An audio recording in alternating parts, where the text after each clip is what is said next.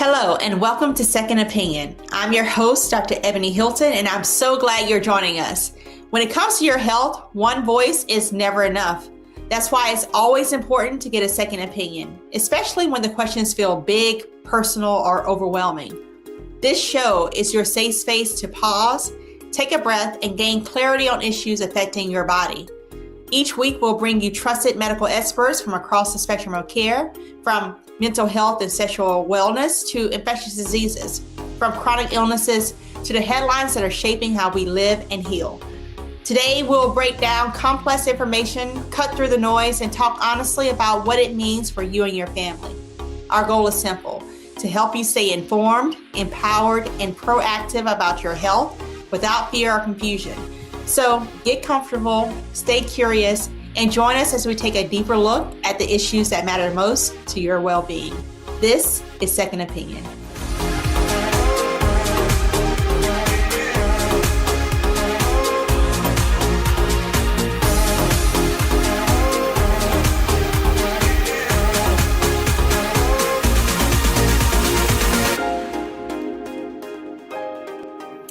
First up today, the measles outbreak.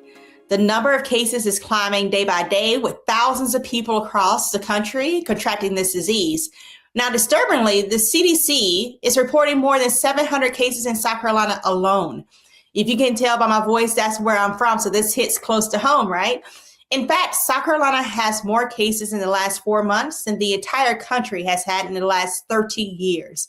But regardless of where you live, one thing is common. About 94% of all the cases in the United States are among unvaccinated people.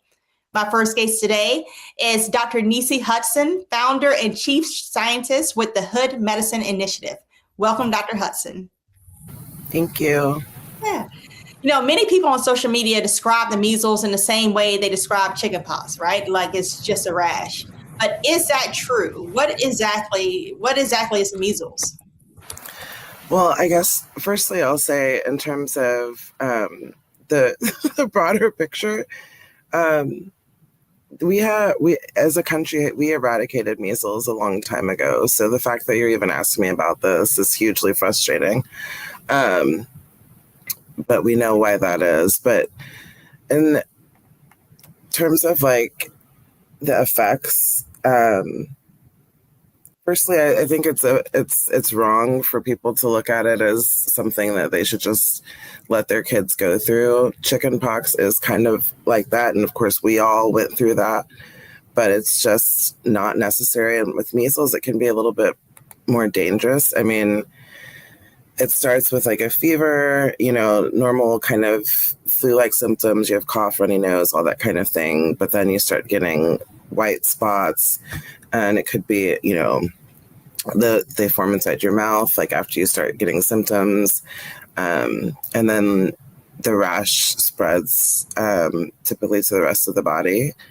And so most people just have, maybe some mild complications like diarrhea or pneumonia, things like that. But, it can lead to complications that include like blindness, seizures, brain inflammation, and we've obviously seen many kids perish because of the unwise choices of their parents recently. So I don't ever advocate ceding any ground that the human species has made over microbes.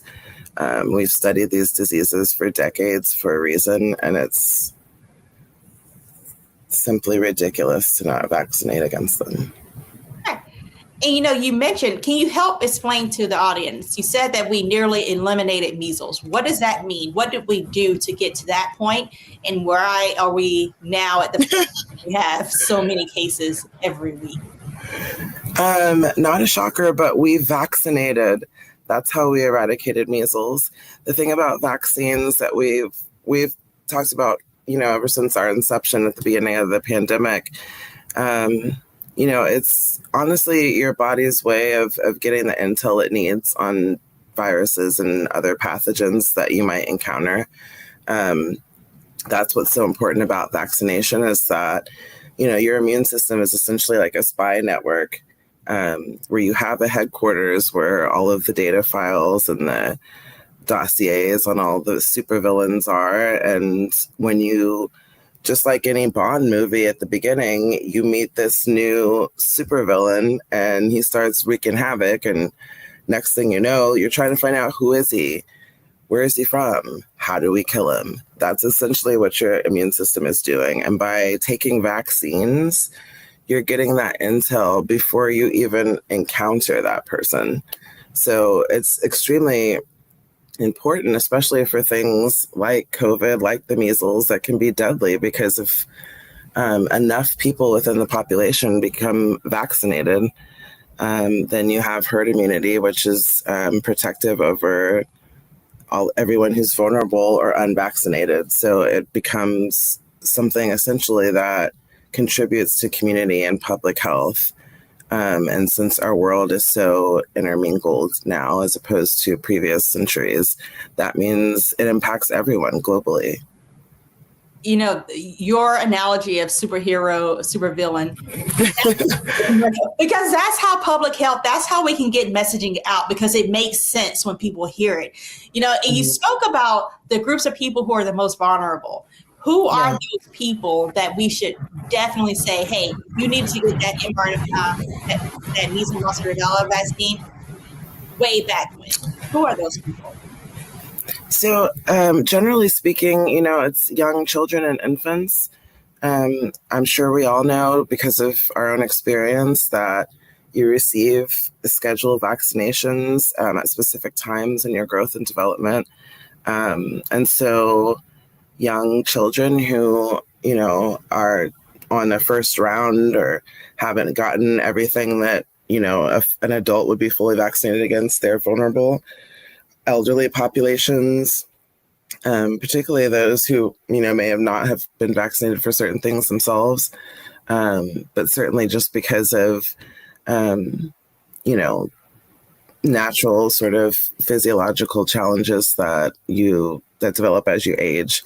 There's certainly a vulnerable population. Immunocompromised people with immune deficiency, cancer, or other conditions that sort of leave them open, more vulnerable to infection, because for whatever reason, all of those signals, all of the messaging in their bodies doesn't make it to headquarters. And if it doesn't make it, then, you know, the other thing that's, you know, your immune headquarters is responsible for is deciding which assassins to send out, how we're going to mount a response to different threats, just like any spy organization would. But when you become compromised, that's difficult to do. So they're certainly vulnerable. And I guess I would also say, because of the policy shifts of this administration that has deliberately dismantled vital public health protections, a lot of the people who are also impacted are poor people at this point, people who've had their Medicaid cut, people who are going to be impacted by all of the inane and erroneous, you know, measures that RFK is putting in place that disrupts the way that we regulate vaccine schedules in this country. And so by doing that, that means, you know, potentially schools are going to, you know, not be able to maintain the same level of protection for students. Eventually, you know, we have, you know, when you change all those recommendations, that also means that changes what health insurers are obligated to cover. Mm-hmm. So all of this anti-vax propaganda is purposeful, it's deliberate, and it's meant to disenfranchise millions of people from access to vaccine protection. And what we need to ask ourselves in these dark times is why. You know, and that is absolutely the question I have. You know, you mentioned the HHS Secretary Robert F. Kennedy Jr. I don't know if you saw the quote from Dr. Kirk Millian, who is the pediatric cardiologist and acting chair of the Advisory Committee on Immunization Practices. And he's quoted as saying, and I quote, "What we're going to have is a real world experience of when unvaccinated people get measles. What is the new incidence of hospitalization and what's the incidence of death?" And that was his rationale as to why we shouldn't necessarily have to blanket vaccinate everyone, that we needed to see in real time what can measles do today as compared to 30 years ago. How does this concern you? Well, first of all, it's a very Nazi-coded way of looking at public health, because eugenics is tucked into that. The point of that thinking, the arc of that thinking is, we don't need to protect everyone. Let's let natural selection take care of that, which I think is hugely rich and ironic, considering they have restricted breeding in our species for the last half millennia. But that's part of that ideology. Sort of, there's always an inherent element of sort of population culling and starting with the undesirables. And honestly, it's not just in the public health sphere. If you look at the way that they've disrupted regulatory agencies like the EPA and the USDA, the CDC, how we've withdrawn from WHO, all of these things have implications that that make us less safe as a populace. And that is what we look to our government to do. But with this particular administration, firstly, they started, and are continuing to erode institutional trust between the propaganda, between the measures that they're taking. When you think about measles itself, the spread of measles that we're seeing in the US is solely attributable to RFK himself. But what's crazy about it is that not only is his propaganda and impacted policy, which has made more people susceptible to measles, but his misinformation propaganda has also made it so that there's been a 39% increase in vitamin A toxicity because he's been promoting it as an unscientific alternative to measles vaccination. That's insane to me. I don't know what's happening right now. But in terms of like all of those culminating effects, you have that impact on vulnerable populations. You have a resurgence of disease, and I'm sure measles isn't going to be the only one. If you want to get funny about it, COVID is resurging, but nobody seems to care anymore. Along with other diseases have been eradicated. We've seen the plague, we've seen polio. All of these things that people should not have to even think about anymore are coming back. And a lot of the background moves that he and Doge made in terms of workforce collapse and for the HHS, in terms of research stagnation, particularly targeting mRNA vaccine development, which is critical for the bird flus we're getting ready to anticipate, for HIV treatment developments, and just even for cancer treatments. We use RNA virus technology for all kinds of things. And so they're just really latching onto this and using this as a mantle to, I don't know, ask yourself what their end goal is, because right now it just seems like a lot of people are getting sick and perishing. Right. On a closing note, you brought up a key point of like, why are we having so much vitamin A toxicity? And I think it's because those persons, those anti-vaxxers, the RFK Juniors of the world, they have the loudest platform. And so parents don't know what to trust. So if you had a moment to speak to the parents that are listening to this show, what are the important vaccinations that you recommend the parents get for their children before they enter into elementary school? And if they haven't had it so far, to get it today? I am so glad you asked. I mean, certainly even though, he is doing all of these things and there's all these new sort of recommendations that are being put forth, a lot of the, physician bodies like the AMA and others are still recommending that we go by everything previous to this administration in terms of vaccine schedules. So what we've all had to get into school, measles, mumps, rubella, now, chicken pox, diphtheria, tetanus, all of those things that are on the school list. And then now that we're smack dab in the middle of flu season, as it were, obviously there's always the annual flu vaccine, RSV, the updated COVID vaccine, which I would say people should definitely get because there are new variants circulating from before. And then just as a note for older Americans as well, the pneumococcal vaccine, shingles, of course, if you're 50 or older, and certainly getting that RSV is something that I think would be important for those populations as well.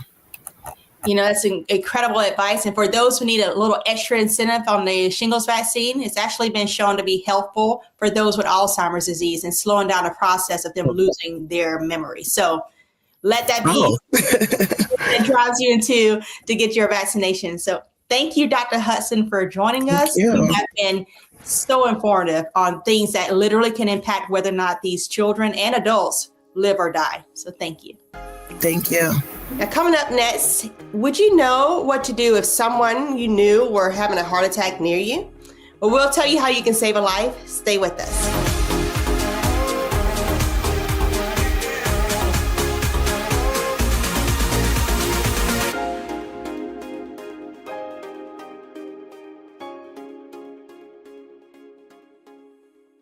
I'm Brittany Noble, Midwest-born, HBCU educated with experience in newsrooms across the country. Well, I've teamed up with Roland Martin to bring to you The Breakdown. This isn't just news. It's our stories, our voice, our community.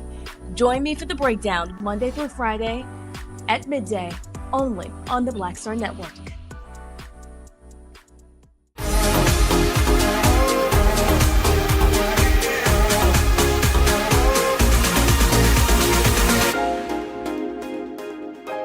February is a time for love, but did you know that it's also American Heart Month? A month dedicated to focus on our hearts, not just for love, but to raise awareness about cardiovascular disease. And why is that important? Well, because cardiovascular disease is the leading cause of death in the United States.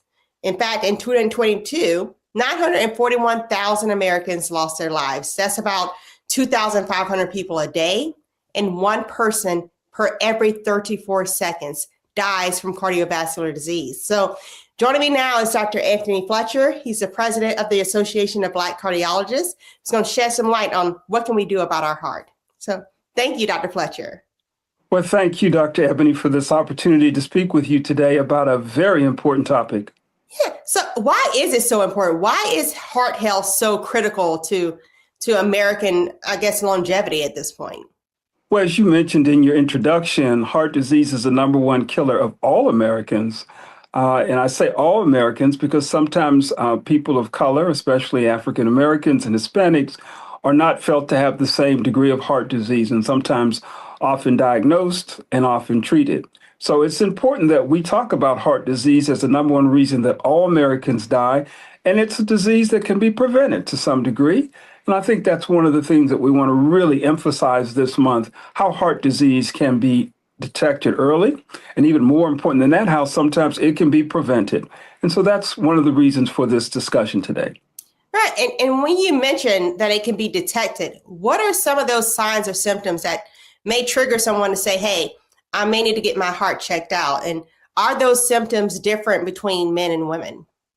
Well, certainly there are signs and symptoms, although unfortunately sometimes heart disease can be silent. You may have no symptoms, and that's why it's important that we do early screening and detection, why we listen to family history and know our risk factors. But to answer your question about signs and symptoms, the most common one is chest discomfort. And I say discomfort, not always pain, because people say, well, I don't hurt, but they're heavy, they're full, they're tight, they're squeezing, they're achy. And then sometimes it may not be discomfort at all, it may be shortness of breath. It could be easy fatigue. That discomfort may be located in unusual locations when we think about heart. It could be your abdomen, it could be your back, your neck, your jaw, your arm, and even your teeth. I've had people present with what they thought was a toothache, and it turned out to be a heart attack. Well, it's one of those things when you talk about toothaches and you talk about, chest pain, some people say, hey, when I have a panic attack, I feel like my chest is really tight. How can they know the difference? And when should it push them to say, hey, I just need to go to the emergency room or to my primary care physician to get actually checked out? Well, unfortunately, a lot of people have chest pain. I suspect over time you've probably had chest pain at one time or another. And so we just have to be, I think, aware of the fact that that discomfort may be your heart. And I think one of the ways that we can help stratify that is know your risk factors. Is there a family history, for example, of heart disease? Have you had people early in their 40s and 50s and 60s that have had heart disease? That would put you at higher risk. Are you diabetic? Are you hypertensive? Do you have a history of high cholesterol? Are you inactive? Are you overweight? Are you a smoker? All those things are things that put you at higher risk for heart disease. And then if something's recurrent, if every time you try to be active or that you're emotionally involved or you have a full stomach, you get discomfort in your chest that goes away when you relax, then that could be signs that you have heart disease. But the most important thing is be proactive. Don't just assume. If you have questions or concerns, you should go get it checked out. Right. And what lifestyle changes would you recommend if someone says, hey, yes, I have risk factors. My mom, my dad's grandfather, they all died at early ages. They had heart failure. What lifestyle changes should they implement at younger and younger ages to maintain a healthy heart? Well, again, I think the first part of it is to know that history. I think often we need to share family histories when we're having gatherings, whether it's holidays or, birthdays, et cetera. Secondly, know your numbers, know your blood pressure, know your weight, know your sugar, know your glucose. And know potential risk factors like smoking and perhaps even in many cases, social drug use. Those are all risk factors for heart disease. And then if that's the case, be screened. Don't wait until you have a problem. Go get your routine checkup so you know those numbers. The doctors can see if your blood pressure is abnormal, if your sugar is abnormal, if your cholesterol is abnormal. There are certain tests we can do to perhaps screen when there's some question about heart disease, such as a calcium score. That kind of gives us a way to define whether or not there are potential risks. There's a new test that's kind of evolving, still kind of somewhat under investigation, but getting your Lp(a) checked. That's a form of cholesterol evaluation that tells you genetically whether or not you have the potential for heart disease. So there's some things we can do to screen and detect early, but I think knowing your potential risk based on family history, knowing your numbers, and just paying attention to your body. Have things changed? You can't do as much as you used to be able to do without getting fatigued or tired or short of breath or having discomfort. You mentioned knowing your numbers, and it made me think about, at CVS or Walgreens or any of these drugstores, there's that little blood pressure monitoring machine that you can put your arm in. Absolutely. Right. And because, a lot of people say, hey, I don't have a primary care doctor that I go to regularly. I don't have a device to measure at home, but you may be able to find one of those. If they were to use that machine, what number on that machine should trigger them to say, hey, I need to actually go and get help because this number is too high? Absolutely. So the ideal blood pressure is 120/80. That's ideal. People who have blood pressures in excess of 130/80, we feel that they're in early phases of hypertension. So those are the sort of numbers we should look at. Obviously, if you're getting numbers of 150, 160, 170, those numbers need to be evaluated. But I'll take you one step further. I'm a firm believer that every household should have a blood pressure cuff. And every household should also have someone that knows how to do CPR. Those are two things that we can do in our homes that can make a major impact on our future health and outcomes. You mentioned CPR, and the American Heart Association says that anyone can save a life if they know how to do CPR. Where can people go to actually learn how to do this? Are there any free resources for them? Well, I think you can touch base with your local heart association, and they'll tell you places where CPR can be learned. Many times they have seminars and training sessions at the American Heart Association locations. There are health fairs where people learn how to do CPR. Many churches have programs where you learn how to do CPR, and organizations such as the American Heart Association, American College of Cardiology, and of course, the Association of Black Cardiologists also have programs where you can learn how to do CPR.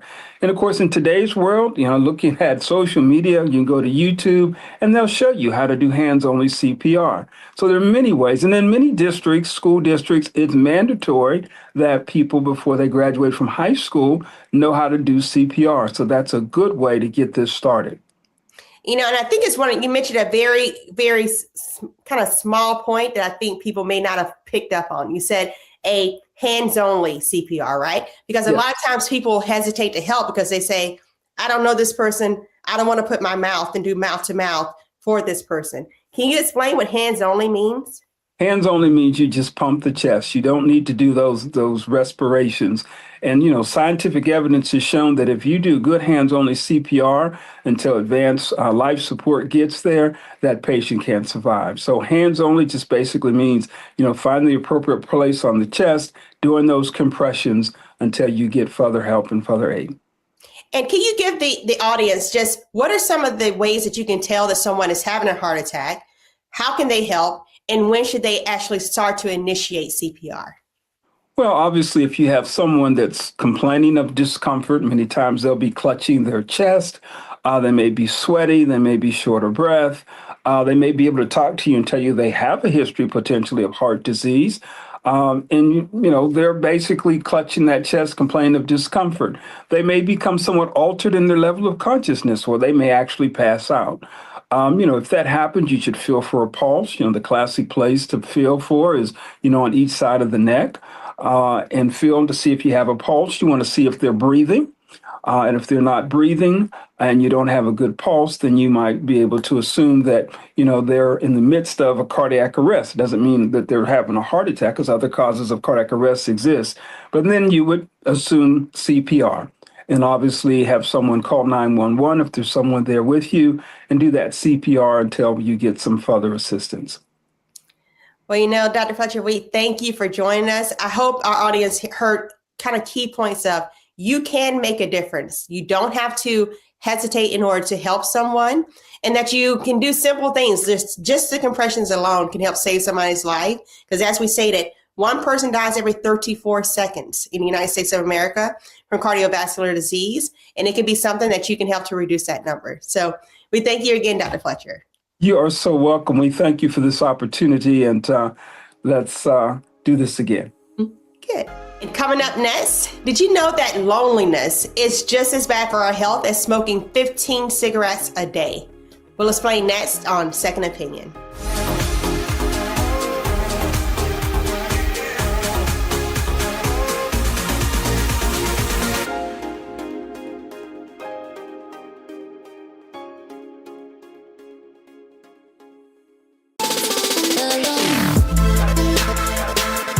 Hey y'all, welcome to The Other Side of Change, only on the Black Star Network and hosted by myself, Bria Baker, and my good sis, Jamira Burley. We are just two millennial women tackling everything at the intersection of politics, gender, and pop culture. And we don't just settle for commentary. This is about solution-driven dialogue to get us to the world as it could be and not just as it is. Watch us on the Black Star Network, so tune in to The Other Side of Change.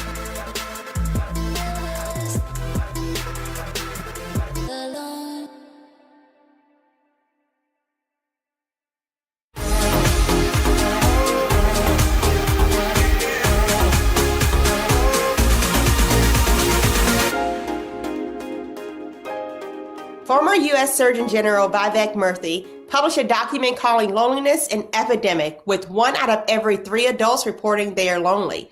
And contrary to what one may think, due to the digital connections covering our social media threads, younger generations are actually calling themselves more lonely than the older generation.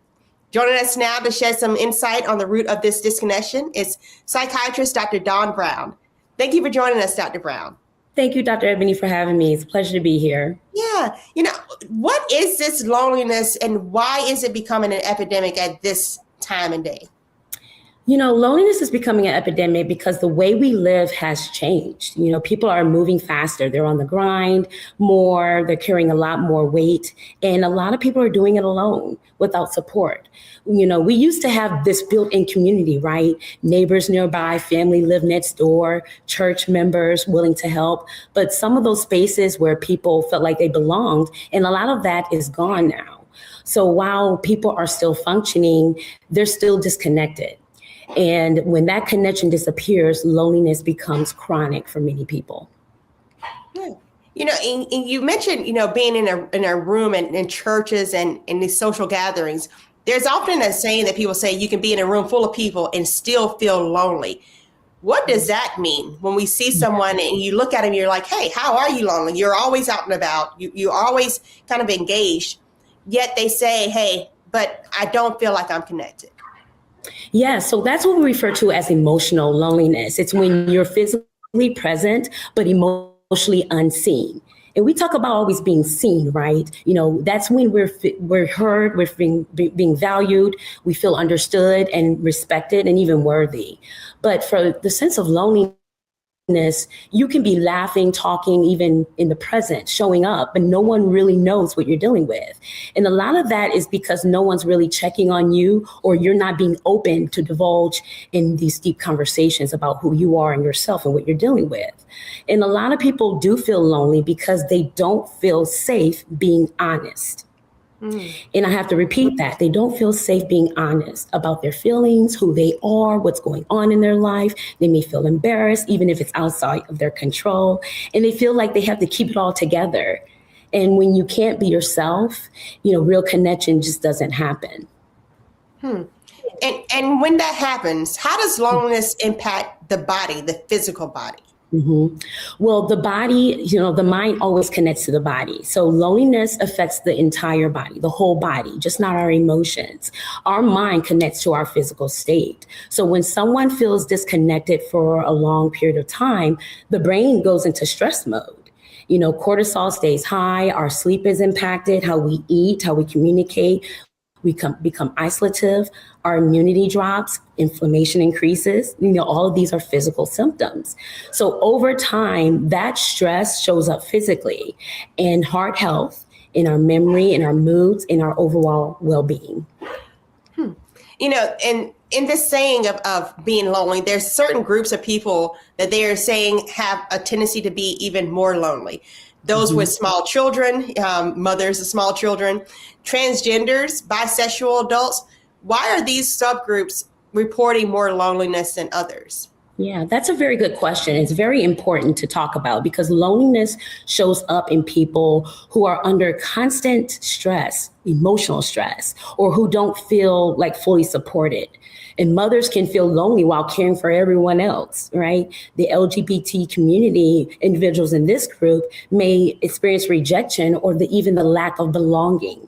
So loneliness usually follows stress and marginalization. And that's not random. Those are factual statistics that we see in our research. You know, one CDC survey also said that nearly 1/3 of adults said they feel lonely at least once a week. But among younger adults, that number rises to almost 50%. Are you seeing loneliness more in younger people? And why is it targeting this group? Is that every generation that the younger people tend to be more kind of lonely, or is this special for what we're living through now? Absolutely. You know, as a child, double board certified, but I'm primarily a child psychiatrist. Many kids tell me that, you know, they're often connected digitally, you know, by text messaging, by gamings, you know, ask them where their friends groups are, their names, and they name people they haven't even met. But these are people they may communicate with through gaming. But communication is different than connection. So younger adults are more connected digitally than ever before, but most report some of the highest levels of loneliness. You know, they communicate constantly online, like I said, but many don't have those deep, emotionally safe relationships in life. A lot of them haven't been trained to do so, you know, so they're surrounded by people, but they still feel alone. You know, it brings me back to what my parents have always told me, that the best thing you can give your child is time. And they were right, you know, because that builds emotional connection, right? But it also builds safety, it builds trust, it builds a sense of belonging, which is the antidote for loneliness. So, you know, that connection is what protects children later in life from loneliness, from isolation, from believing they have to carry life alone.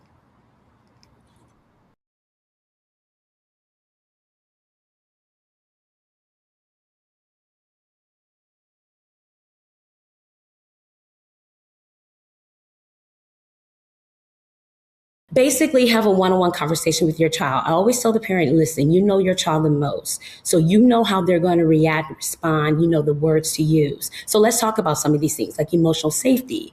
The child learns that they matter that when you're spending time with your child, you're telling them that you're worth slowing down your day for them. When you're building trust, they believe you'll show up, and you're not just saying that you will, you're actually in the present. Attachments, for example, that kind, of attachment regulates the nervous system. It also lowers anxiety. And you're there to care for your child. When you see them lonely or maybe feeling down or depressed, you can actually respond to that.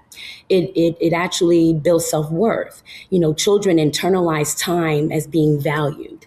Right. Not just gifts, that puts a smile on their face, but when you're really there for them and you're listening and you're learning more about them, that actually brings self-worth. And then you're teaching them, you're modeling communication, you're modeling what it means to have these deep, meaningful, sometimes hard to discuss conversations about whatever's going on in their life. And that actually means that they're being emotionally held, if you will. But it also builds resilience. And I have, little, thoughts of resilience. I don't think we should be resilient. I don't think our children should be resilient because that can be very tiring.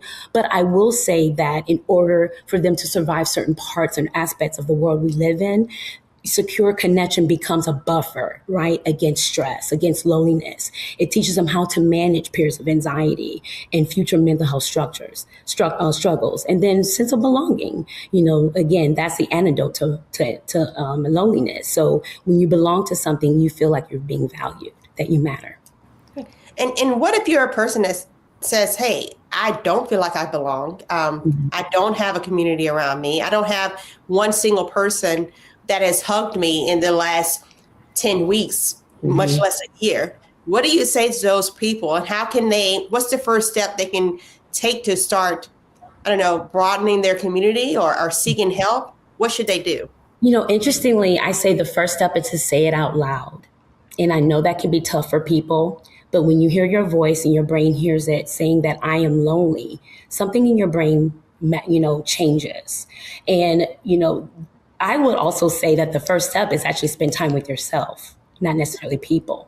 And that matters when we talk about self-care. So, during the time of the pandemic, that was very meaningful for me.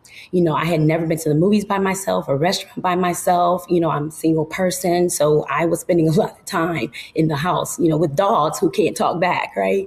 But there was a sense of loneliness that might, that started to creep in. But that's when I realized, that I really needed to understand who Dawn was in this moment. And what was my purpose in life? Was that repurposing things? Was that, going to, for me, my Lord and Savior, just to understand what I should be doing. And that's when I started a business. And so, self-care matters. Being by yourself, I feel it starts there. But also, you don't need to have a big circle. People think that to prevent loneliness, you need all these different people in your life. You just need one safe connection. And so if it's one person, one place where you don't have to pretend to be yourself. When you can show up as your authentic self and that's accepted, that's received, that's understood, that's welcomed, then that's a sense of belonging. And it also is not built fast. It's built slowly. So it's built with time. So we want to be consistent with those connections. We want to make those play dates. We want to go out with our girlfriends. We want to go out with our intimate partner. Those things have to be consistent, and you have to always be willing to be your true self. So don't be afraid to be who you are. Mm-hmm. And for those who say, hey, at this point, I'm willing to even look outside of the human realm, right? I saw an ad for a AI digital relationship or friendship that you can have buddies. Is that something that you're seeing in your line of research, of where people are turning to computers for companionship? I am. I actually had to hospitalize a teenager because they were using AI as a intimate partner. Now, intimacy is different. It doesn't necessarily have to be physical, but this person was relying on AI emotionally. AI can show up at any moment. You can even tell AI what to tell you if that is going to meet your needs. But the bottom line is that that's not human. So when you're talking about AI, they're always going to give you the right answer, the justified answer. They're not going to necessarily make it to where we have to talk about the tough conversations with the level of emotion. AI lacks the emotional part. And if you talk about loneliness, as I said before, it's the emotional capacity to show up and connect with someone else. So when we have AI and the lack of emotion, then that's the problem, right? And that can become something different for people.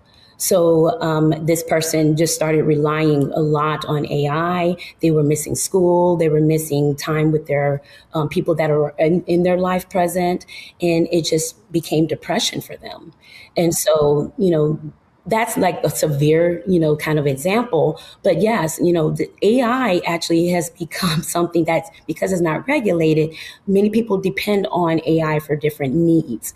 And so what I say again is that it's human to have emotions. It's human to have tough conversations, human to be able to be yourself and express your emotions. Because again, when you have a sense of belonging, that means it's less likely to present a situation where you feel lonely, but you feel understood and accepted.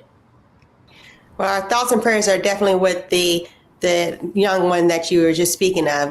We at Second Opinion know that this topic is more than just a segment, that it's a reflection of people's lived lives, and that level of loneliness can carry a heavy cost. In fact, in 2020 alone, the United States had one death by suicide every 11 minutes. And for people aged 10 to 34 years old, suicide remains a leading cause of death. So if you're in need of help, know that you are not alone. If your situation is life-threatening, please call 988 in the same way that you would call 911. 988 will connect you immediately to a crisis specialist, and it's completely free of charge. And with that, we want to thank you, Dr. Brown, for sharing with us.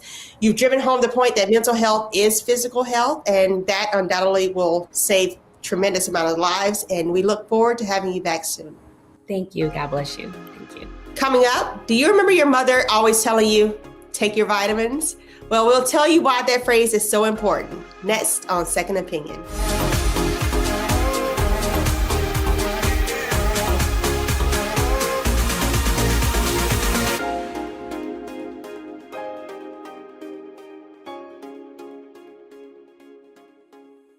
Hi, I'm Dr. Jackie Hood Martin, and I have a question for you. Ever feel as if your life is teetering and the weight and pressure of the world is consistently on your shoulders? Well, let me tell you, living a balanced life isn't easy. Join me each Tuesday on Black Star Network for A Balanced Life with Dr. Jackie. We'll laugh together, cry together, pull ourselves together, and cheer each other on. So join me for new shows each Tuesday on Black Star Network, A Balanced Life with Dr. Jackie.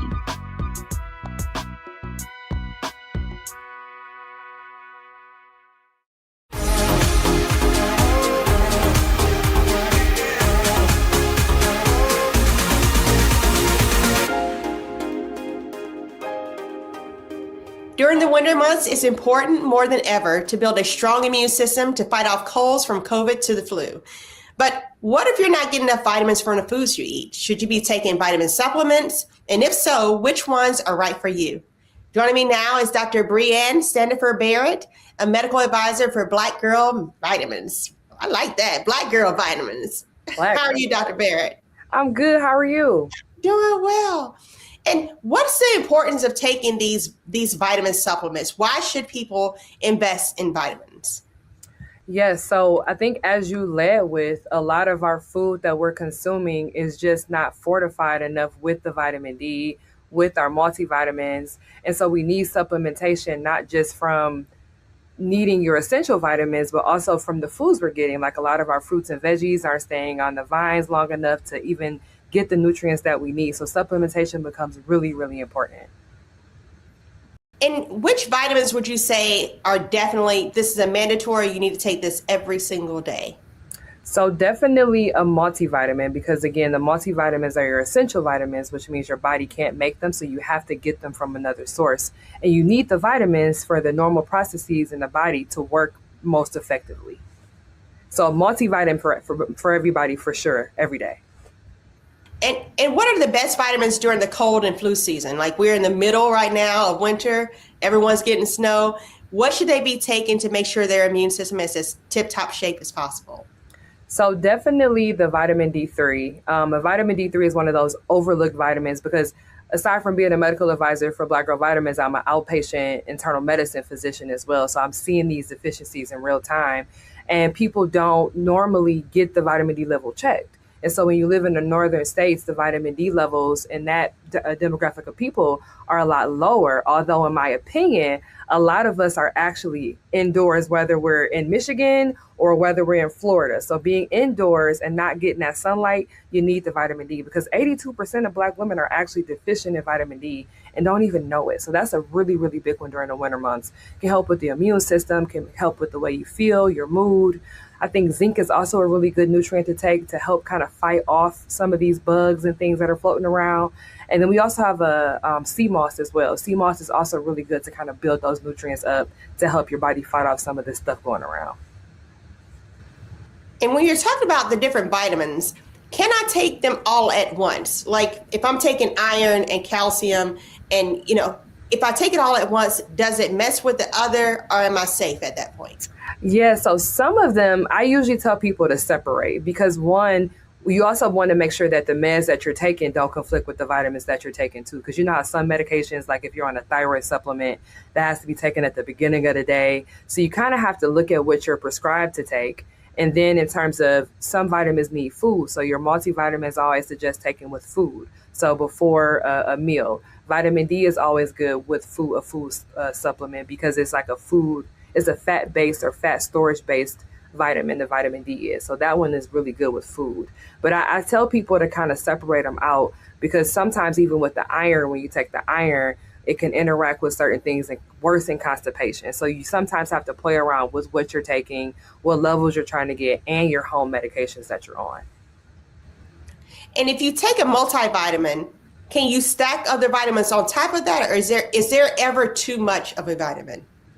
So what I usually tell people is first always start with getting your levels checked, because, vitamins and things are really big in our world now. And I think it's great, but it has to go hand in hand with your levels, because people can just buy a vitamin from wherever, right? Start taking it and they don't even know if they're deficient or not. So it's always good to start to see where you are first, to even know if you should be on that supplement and for how long you should be on it for, based on your baseline deficiencies. So technically, yes. So for me, for example, I do take a multivitamin in the morning with my D3, and I also take it with an iron supplement. So I do take all three in the morning for myself, but I also look at how I'm feeling on them too. Because some people, they get really, really sick if they take it on an empty stomach. So, your body needs some food with them. So definitely it's an individualized situation.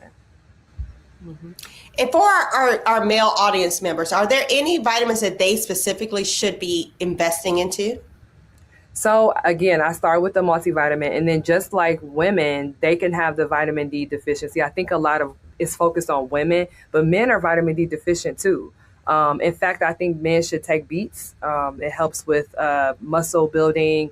It can also help with helping your blood pressure lower if it's safe for you. So beets are a good add-on. That sometimes they come in a vitamin, sometimes they just come in a liquid that you can drink. But I think beets is a under-recognized value for men in particular.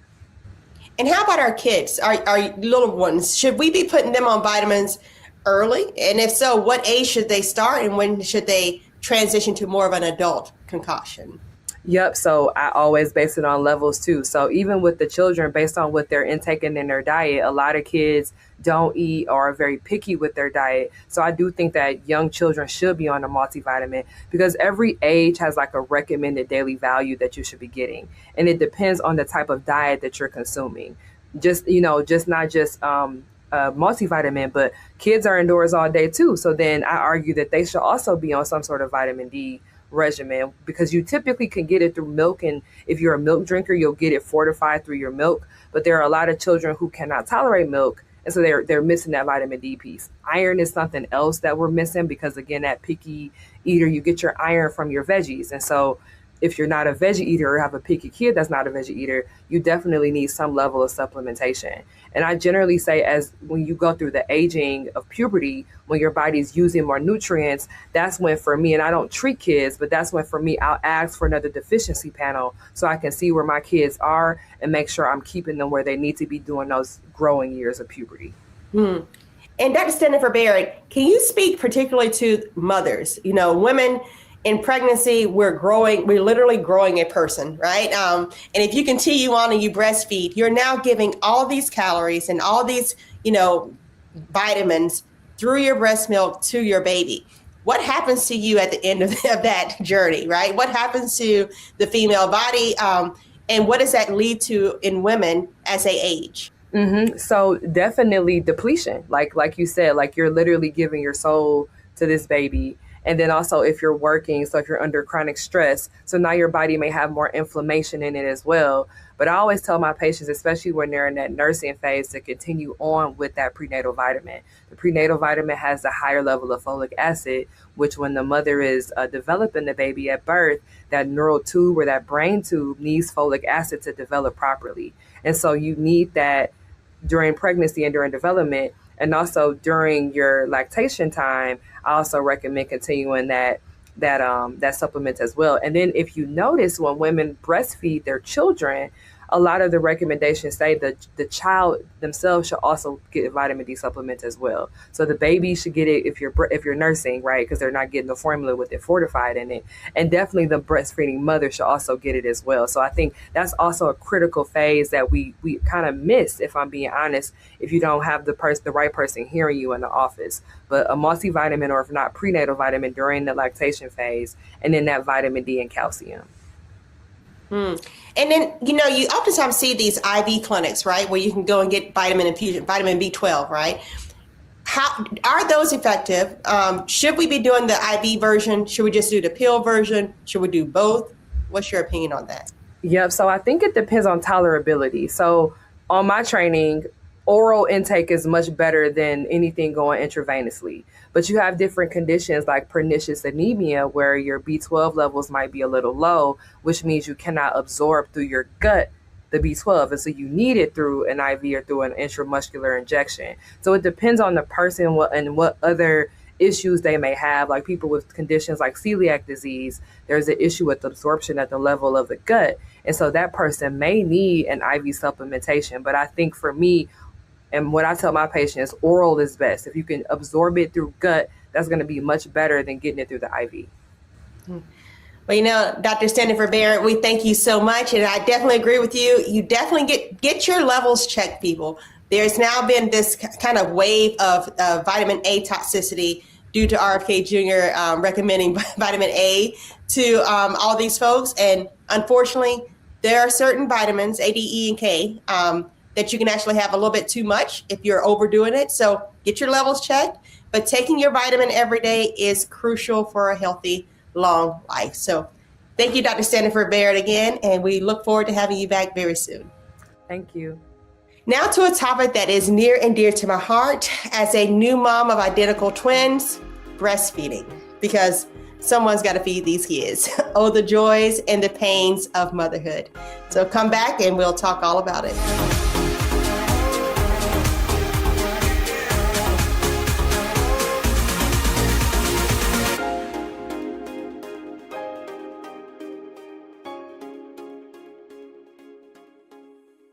Pull up a chair, take your seat. The Black Tape with me, Dr. Greg Carr, here on the Black Star Network. Every week, we'll take a deeper dive into the world we're living in. Join the conversation only on the Black Star Network.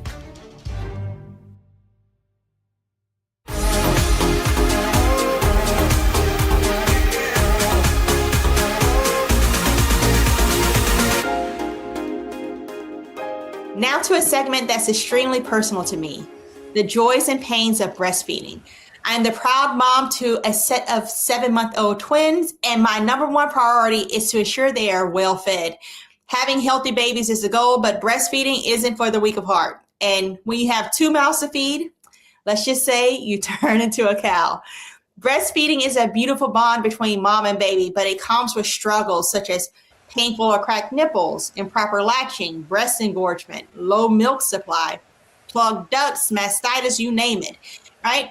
And it could be stressful and painful for new moms.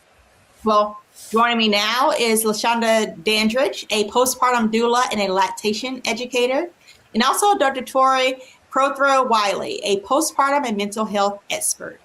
Welcome to the show, ladies. Thank you for having me. Yeah. Now, LaShonda, let's start with you. What are the benefits for the baby and for the mom if she is breastfeeding?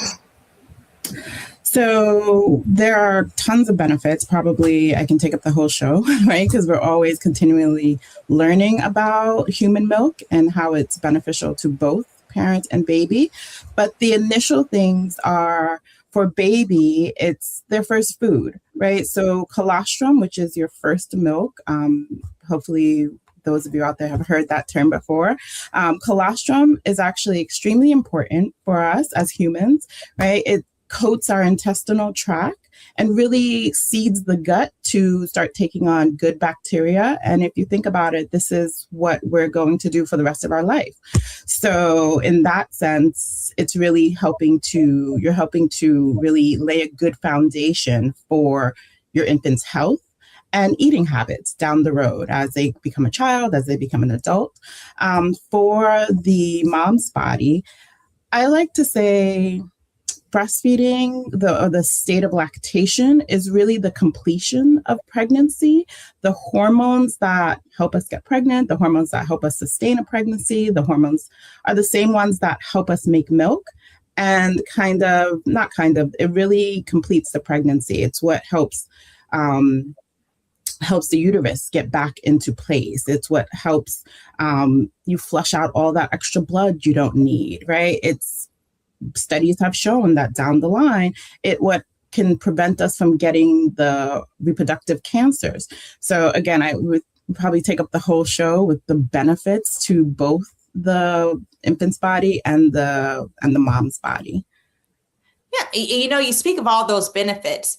Is this if you breastfeed for 2 weeks, for 6 months, for 2 years? How long should moms try to breastfeed? I'm asking for myself. So with that, it's always a personal choice, right? But we know that, again, this is because, we like to study everything.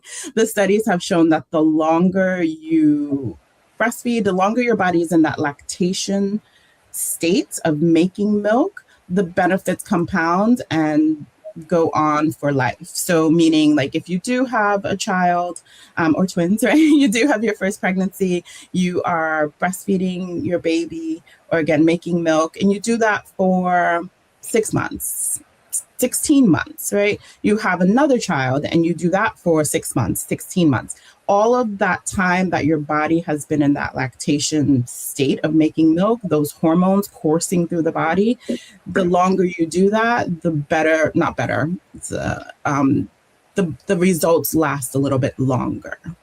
Mm-hmm.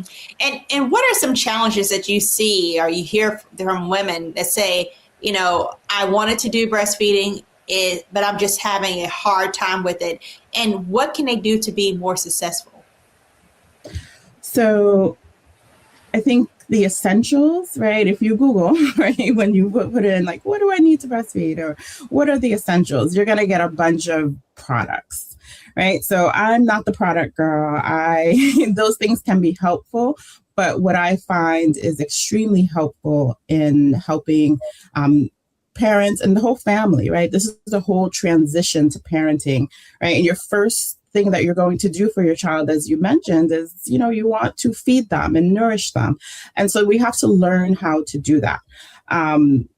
We come in society right now, it's not really talked about prior to us having a baby. Sometimes, I get a lot of clients that have never even held a baby, or have never seen breastfeeding. So this is new to them. So ideally, if I could, change the world and have everyone, what can we do to really ensure a successful infant feeding pattern down the line, is take a class, really start talking about these things pre-postpartum, right? So we don't want to do it as the baby comes out to say, okay, show me what I have to do, right? So making a plan, we hear a lot, nowadays about a birth plan. I really talk to people about making a postpartum plan. And one of the first things that you're going to do is, how are you going to feed this baby? And especially if you want your body to make milk and continue to make milk and provide your milk to baby, you really have to understand how the body works and what is normal human development. So it's not just your body behavior, but what is baby's behavior? Mm-hmm. And so I like to say it's both of you coming together. This is the first thing that you're really going to do as a team, Yeah. And it's one of those things of when you're trying to coordinate one or two or three, however many babies you have at the moment, and trying to coordinate their life, it can cause you to be so stressed because you want to do what's as best for your baby as possible. And you feel like, am I failing at this? So how does stress and other ailments play into a part of being able to breastfeed just in general? Well, just stress in general, you can probably talk better to this about how cortisol shows up in the body, right? But I like to just break down things in, the simplest of terms. And I tell people cortisol, when it's in the body, ramps up in the body, like what we need is oxytocin, right? Oxytocin, it's that love drug, right? It's what helps bond us to our baby, right? But oxytocin has a job, and its job in making milk is that we need it to be high in the body. So that's what actually contracts and pushes milk out to baby. But if we're stressed, right, cortisol is rising, oxytocin isn't really going to rise. It's going to take a step back. And so then we can have milk supply issues and such. So it's stressful, right? But, there's good stress, there's bad stress. We don't want the bad stress of, again, having those cortisol levels rise. Stress in the sense that, yes, this is something that I really want to master. I really want to be able to provide milk for my baby. But that good stress is going to help you or encourage you to reach out and get support, right? It's going to take a class, right? Reach out to a lactation consultant or get a doula or even talk to a friend and join a group so you can really figure out what's happening, right? And it doesn't tip you over into the bad stress. You bring up a great point about just finding help because you are a brand new mom. Like this is not something that you can necessarily just pick up on the go. So how can they find those resources? What is the go-to space for them to figure out how they can get their support system? I think the first step is reaching out to your community, whether that community is your friends, right? People who have had children in the past, and what do they do? Again, sometimes we don't really talk about these things until we're in it. So reaching out to friends, reaching out to family. And then the next step would be reaching out to your medical community, right? Because that's who you're interacting with, especially in the time of pregnancy. So whether it's your midwife or your OB, they should really have resources for you.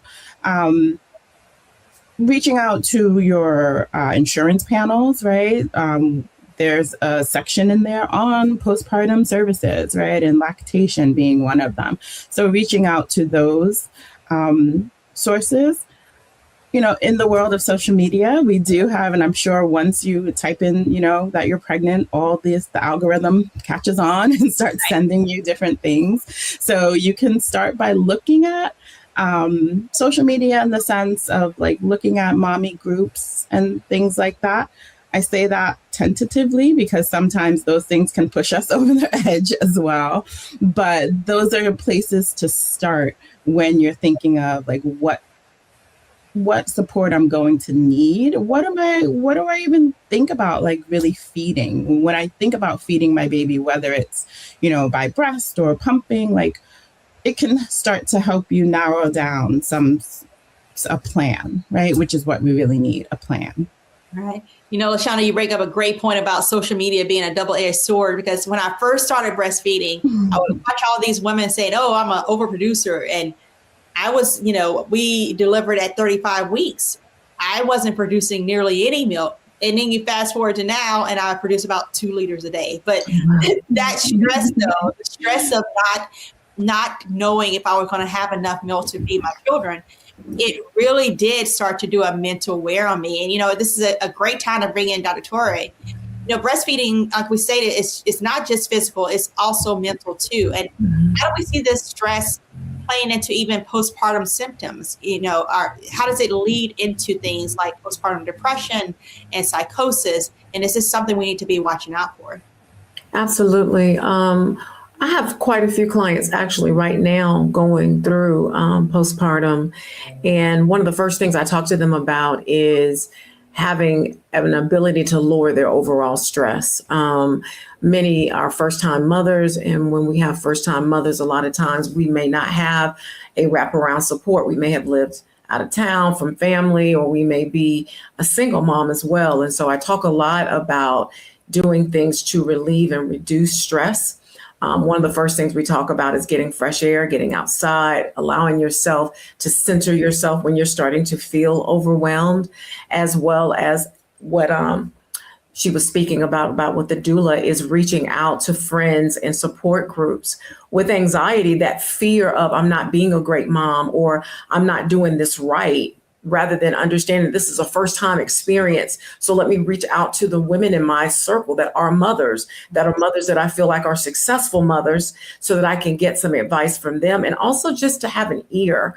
Many times a lot of postpartum is resolved by just being able to sit down and talk and cry and get your emotions out. So one of the things I talk about a lot of times with my clients is let's just take this hour initially to just feel what you feel. Many times we're so busy worried about the feelings that we don't perform as well as we would like to, because we're trying to stifle or we're trying to negate what we're actually feeling.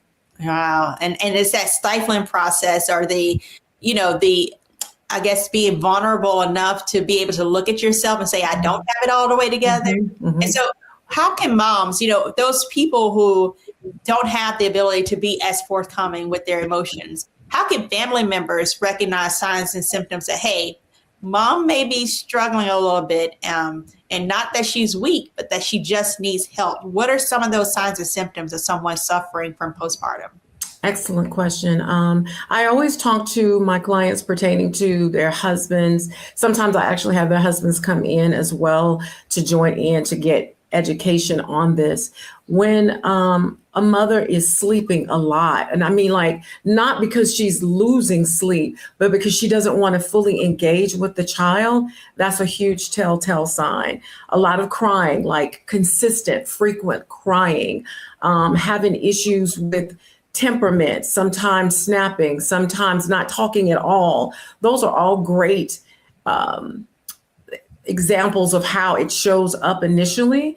Also, a lot of times the withdrawing and the isolation. Sometimes the mothers will be very, extroverts and outgoing prior to delivery. And then after delivery, they just want to be left alone. They want isolation. And then also sometimes too, looking at their diet.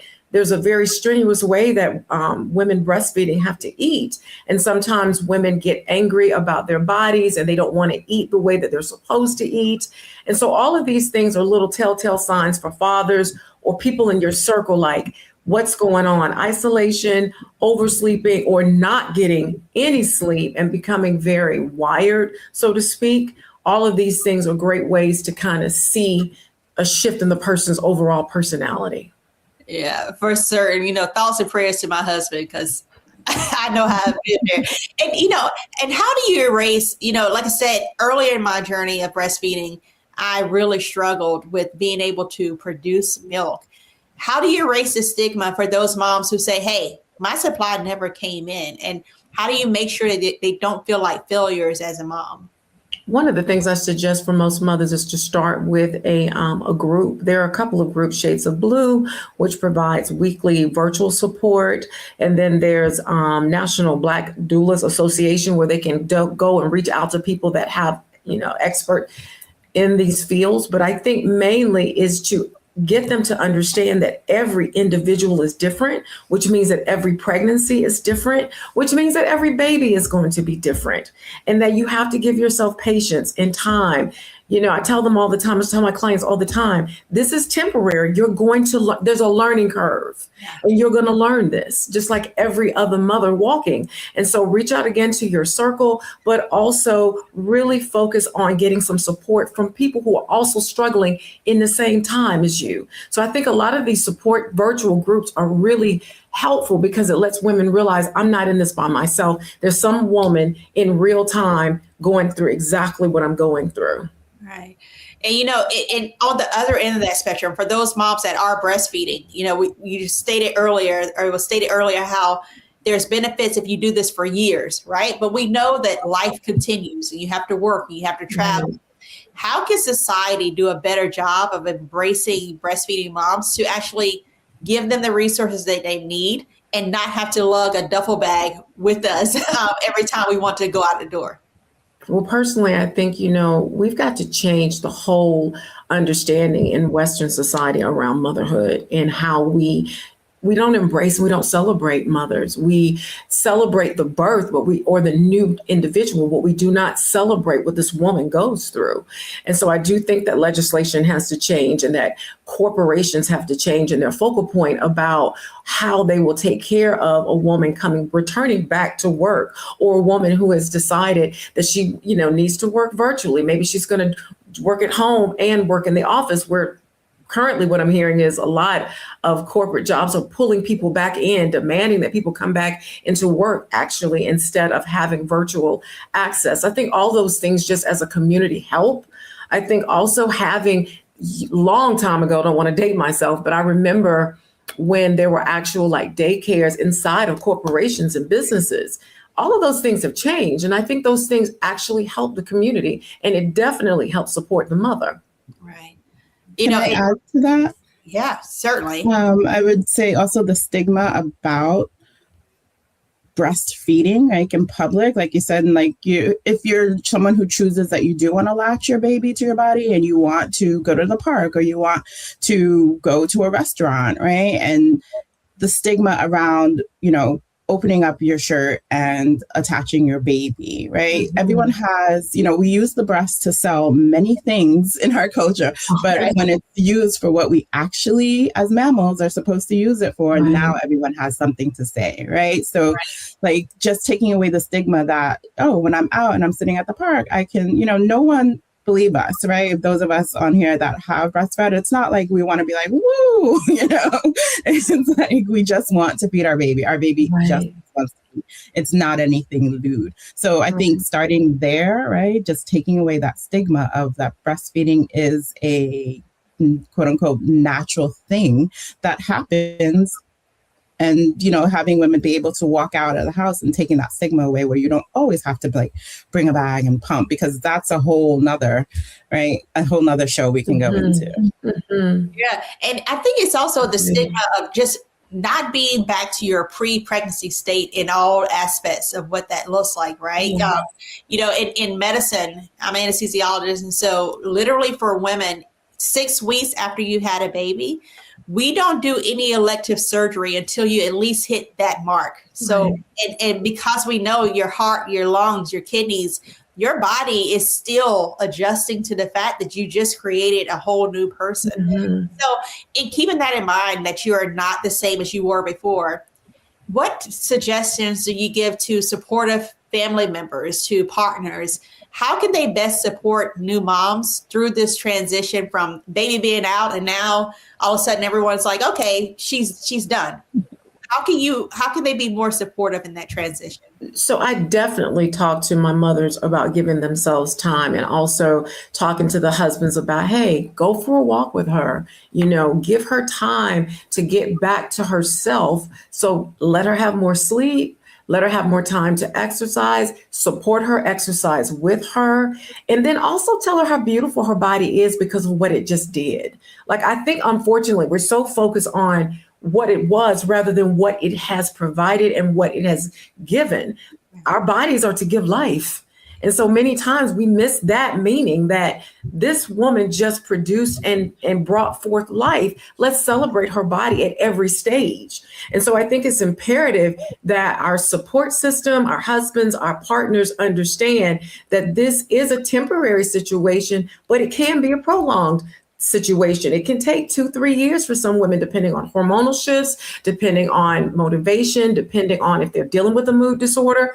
And so just to give them time, to give them supportive language, affirm them.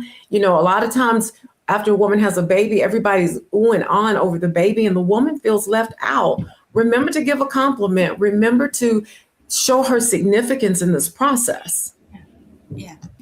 I know there is probably our audience of women who have now paused this and replayed it so that their partners can listen, because the two of you have given them validation for how they feel, and also a step-by-step process of how they can make it through this new journeyhood of motherhood. So I thank you both for being here. Thank you for having me. Yeah, I look forward to speaking to you all in future shows. Thank you. Up next, I'm sharing my prescription of the week. Stay with us.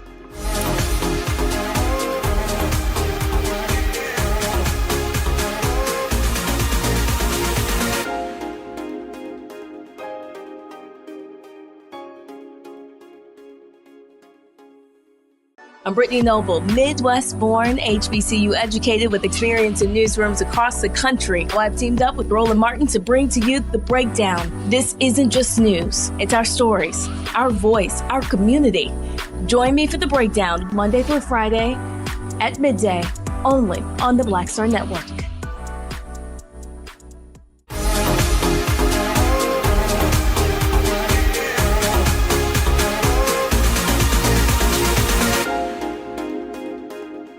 So strong doesn't mean silent. We were taught to be tough, to handle it, to keep it moving, but nobody taught us what to do with the weight. For a lot of men, strength has meant silence. It's meant pushing through the pain. It meant carrying stress in your chest, your shoulders, your jaw, and calling it normal. But your body keeps score. Men are less likely to go to the doctor, less likely to talk about stress, and more likely to die earlier from heart disease, stroke, and untreated conditions. Not because you're weak, but because you've been taught to be quiet. Stress doesn't disappear just because you don't speak it. It turns into high blood pressure. It turns into poor sleep. It turns into anger, fatigue, headaches, and heart problems. Your body hears everything your mouth doesn't say. Real strength isn't pretending you're fine. Real strength is checking in, is making the appointment, is taking the walk, is saying, I'm tired without the shame. You don't have to carry everything alone to be a man. You don't lose power by protecting your health. You extend it. Because being here longer for your partner, your kids, your people, that's strength. Strong doesn't mean silent. Strong means you last. And that, my friends, is my prescription of the week. Thank you all for watching. We'll see you next week on Second Opinion.